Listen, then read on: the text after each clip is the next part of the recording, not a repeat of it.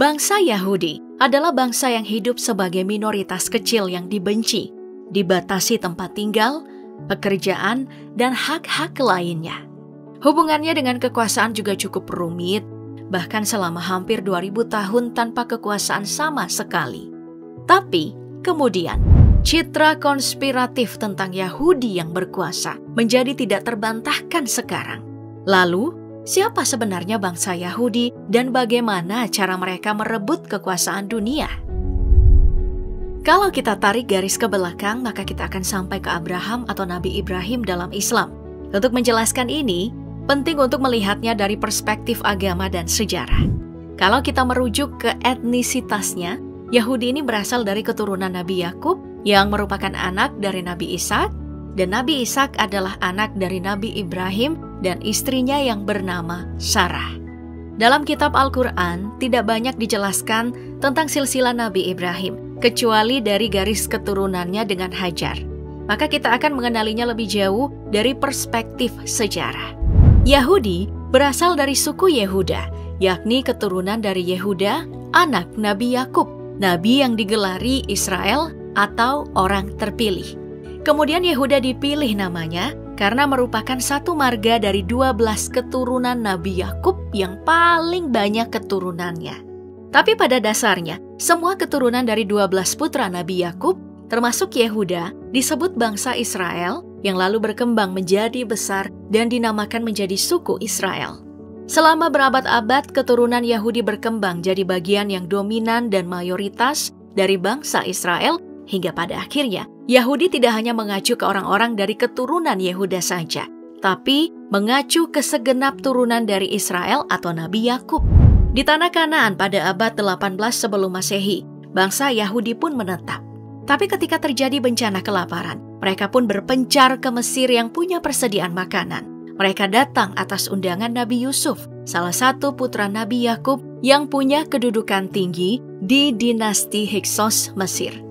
Nah, keluarga keturunan Nabi Yakub yang pindah ke Mesir ini lalu disebutlah Bani Israel. Mereka dihormati dan hidup sejahtera, dan seiring berjalannya waktu, mereka menjadi penduduk yang tetap. Nah, setelah sekian generasi tinggal di Mesir, Bani Israel pun jadi budak bangsa Kipti, orang Mesir asli. Atau biar lebih mudah dipahami, bangsa Kipti ini merujuk ke kerajaan Firaun. Bani Israel yang awalnya dihormati kemudian jadi bangsa yang sangat dihinakan oleh penguasa Mesir. Mereka pun dijadikan budak, mengangkut balok batu raksasa untuk pembangunan makam raja-raja Kipti di dalam piramid yang disucikan. Mereka diperintah memeras anggur, dipaksa menggarap lahan tanpa imbalan, dan sederet kerja paksa. Dari sinilah Nabi Musa dan suku Lewi yang juga keturunan Nabi Yakub muncul. Musa diutus sebagai nabi untuk Nabi Israel sekaligus mendakwahi Firaun. Dikisahkan, karena penderitaan, Bani Israel mendatangi Nabi Musa memohon pertolongan agar dikeluarkan dari Mesir. Bertolaklah rombongan Bani Israel di bawah pimpinan Nabi Musa dan Nabi Harun meninggalkan Mesir menuju Baitul Maqdis atau tanah Palestina. Tapi, para rombongan Bani Israel dikejar oleh Firaun sampai ke Laut Merah. Dengan mujizat Nabi Musa, lautan pun terbelah. Firaun dan pasukannya pun mengejar Bani Israel. Tapi sebelum sampai di tepi, laut tertutup kembali sehingga Firaun dan pasukannya pun tenggelam. Sesampainya di Baitul Maqdis, Bani Israel menolak berperang merebut Palestina yang saat itu dipimpin oleh suku-suku yang kejam. Hingga kemudian, Bani Israel memilih hidup mengembara di hutan. Setelah Harun dan Musa wafat, kepemimpinan Bani Israel diserahkan kepada Yosua dari suku Efraim bin Yusuf dan berhasil memimpin Bani Israel menduduki Palestina. Setelahnya, tiap suku Bani Israel berkuasa atas wilayah tertentu di Palestina. Tapi dari perspektif agama, ada kisah penyelewengan Bani Israel di masa pengutusan Nabi Musa. Itu terjadi setelah Bani Israel diselamatkan yang sebagian besar anggota Bani Israel nyatanya tidak menaati perintah Nabi Musa. Bani Israel pun lalu digambarkan sebagai kaum pembangkang dari ajaran Nabi Musa. Maka Allah Subhanahu wa Ta'ala menjatuhkan satu ketetapan bahwa selama 40 tahun tanah yang dijanjikan tersebut haram bagi Bani Israel.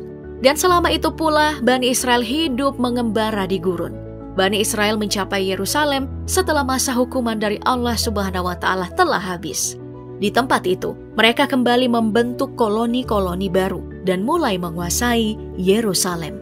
Di luar sifat-sifat buruknya itu, Bani Israel memang kaum yang diberikan kelebihan dibanding kaum lainnya, yaitu berupa pengetahuan dan kecerdasan, serta kemampuan berpikir lebih maju. Kecerdasan mereka inilah yang kemudian dimanfaatkan oleh Firaun saat itu untuk mulai membangun monumen-monumen kemegahannya yang membuat Bani Israel pun diperbudak dan menjalani kerja paksa. Setelah bangsa Israel berhasil kembali ke Palestina dan merebut Baitul Maqdis, mereka mengalami sejumlah peristiwa penting yang mencakup puncak kejayaan hingga keruntuhannya. Seperti tanah Kanaan dibagi menjadi wilayah-wilayah yang diberikan kepada setiap suku Israel. Lalu saat Israel ditindas bangsa Filistin, Bani Israel mengangkat seorang raja untuk bisa bersatu melawan penindasan. Talut dari suku Benyamin kemudian dinobatkan jadi raja sekaligus penanda awal berdirinya kerajaan Israel. Talut diganti Daud dari suku Yehuda dan kemudian digantikan putranya Sulaiman atau Solomon. Nah, di masa ini dibangunlah Yerusalem yang dijadikan pusat ibadah bagi Bani Israel. Setelah kematian Raja Sulaiman, kerajaan Israel terbagi menjadi dua kerajaan yang terpisah. Kerajaan Israel Utara yang didominasi oleh 10 suku Israel dan kerajaan Yehuda Selatan yang terdiri dari 2 suku. Terpecahnya ini terjadi karena konflik suksesi yang rumit. Kerajaan Israel Utara takluk dari Asyur, yang kemudian suku-suku yang jadi bagian kerajaan diangkut sebagai tawanan dan mereka dikenal sebagai suku yang hilang, yang kemudian tidak pernah kembali lagi ke tanah air mereka. Disusul runtuhnya kerajaan Yehuda. Di fase ini, Palestina berada di bawah pemerintahan kekuatan asing selama berabad-abad, termasuk saat adanya Yesus Kristus. Lalu Romawi masuk ke Palestina menghancurkan bait suci, hingga akhirnya banyak orang Yahudi ditawan dan tersebar ke berbagai belahan dunia. Sebelum bubarnya kerajaan Yehuda, digambarkan raja-rajanya antara lain menyembah berhala bernama Baal, dewa bangsa Kanaan. Mereka juga menyiksa dan memenjarakan nabi-nabi yang diutus untuk memperingatkan mereka, seperti Nabi Irmia dan Nabi Ilyas. Penghancuran kawasan Yudea adalah pengaruh paling menentukan terhadap persebaran orang Yahudi di seluruh dunia, karena pusat peribadatan beralih dari Bait Allah ke otoritas Rabi. Sebagian orang Yahudi lalu dijual sebagai budak atau jadi tawanan setelah jatuhnya Yudea. Ada yang memilih bergabung dengan diaspora yang sudah ada, yang kebanyakan tersebar di Babilonia, Spanyol, Eropa Timur, dan Amerika.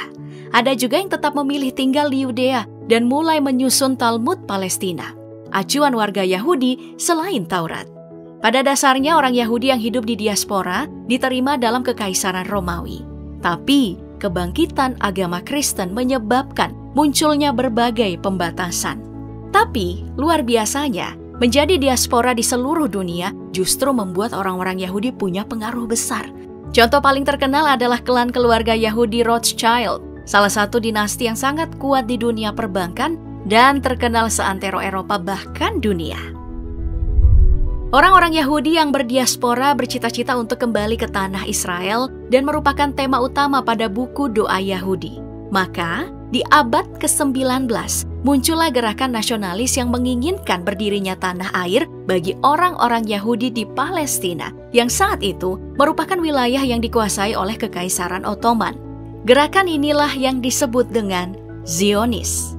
Zionis awalnya muncul di Eropa Tengah, dan tokoh kunci pendiri gerakan ini adalah Theodor Herzl, seorang jurnalis keturunan Austria-Hungaria.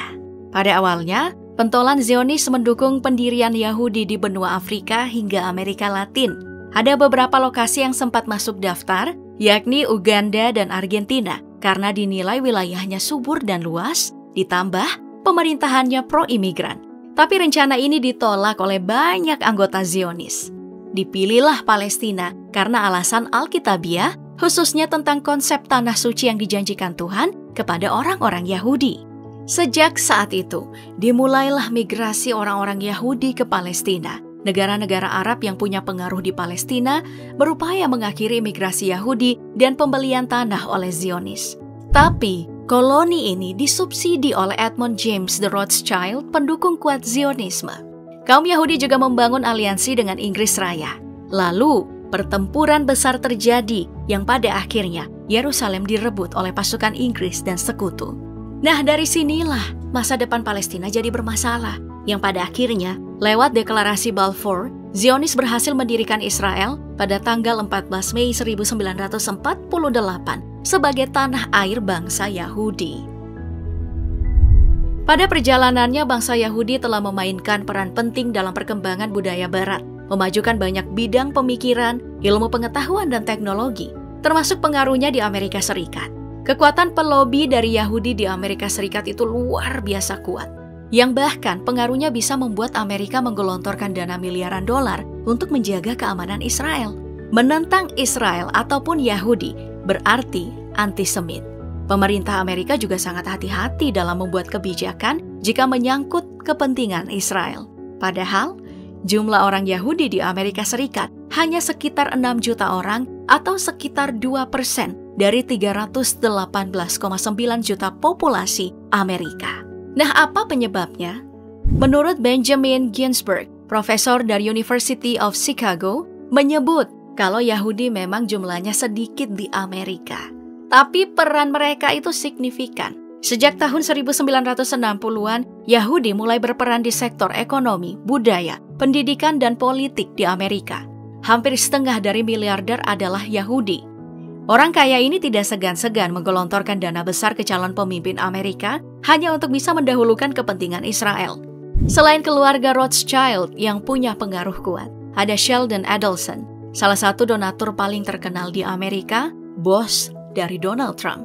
Ada juga The American Israel Public Affairs Committee, lembaga pelobi Yahudi pro-Israel yang tugasnya itu melancarkan lobi ke Dewan di Washington yang menguntungkan Israel.